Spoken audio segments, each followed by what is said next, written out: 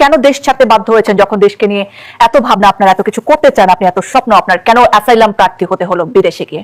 2018 সালে যখন নিরাপদ সড়ক আন্দোলন চলছিল, সেই সময় যেদিন শহীদুল আলমকে গ্রেপ্তার করা হলো আর কি, ওই দিন আমি সকালবেলা আমাকে ডিজিএফআই থেকে ডাকা হলো তাদের অফিসে যাওয়ার জন্য। এবং যিনি ফোন করেছিলেন উনি নিজের পরিচয় দেন মেজর ফারহান বলে, এবং আমাকে বলা হয় যে ভদ্রতা করি উনি প্রথম ফোনটা করেছিলেন, এবং বলা হয় যে আমাকে ডিজিএফআই অফিসে যেতে হবে। আমি জিজ্ঞেস করলাম যে কেন, আমি সিভিলিয়ান, ডিজিএফআই কেন আমাকে ডেকে? বলে আমাদের কিছু জরুরি আলাপ আছে আপনার সাথে। বললাম আলাপ আছে, ঠিক আছে ফাইন, আপনি আসেন, আমার অফিসে আসেন, আমার বাসায় আসেন, একটা কোনো নিউট্রাল জায়গায় আসেন।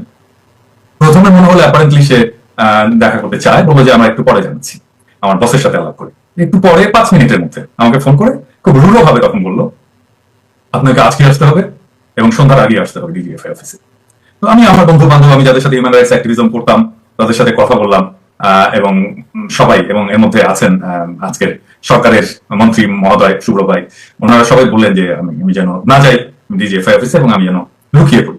এবং আমি তখন থেকে লুকিয়ে পড়ি, এবং পরদিন আমার বাসায় ডিজিএফআই রেড করে, আমার অফিসে রেড করে ডিজিএফআই, আমি কোথায় এটা জানার জন্য। এবং আমি 5 মাস প্রায় আত্মগোপনে ছিলাম নানা জায়গায়, ঢাকা শহরেই।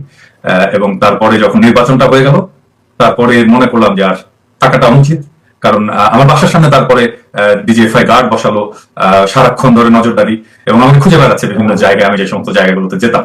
তারপরে আমার দেশ সাথে বাধ্য হওয়া, তাছাড়া তো ডিজিএফআই আমাকে ধরে নিয়ে যেত, এবং ওই সময় আমরা জানি যে ডিজিএফআই যাদেরকে ধরে তাদের বেশিরভাগই ফেরে না। তো আমি ওই সময় আসলে যারা গুম হয়েছে তাদের একটা ডকুমেন্টেশন করছিলাম।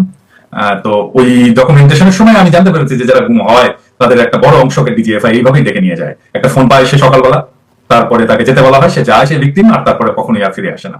তো ন্যাচারালি আমিও তখন ভেবেছি যে আমার কপালে সম্ভবত এটাই ঘটতে যাচ্ছে। সেই জন্যই আত্মগোপনে যাওয়া এবং তারপরে দেশ ছাড়তে বাধ্য হওয়া।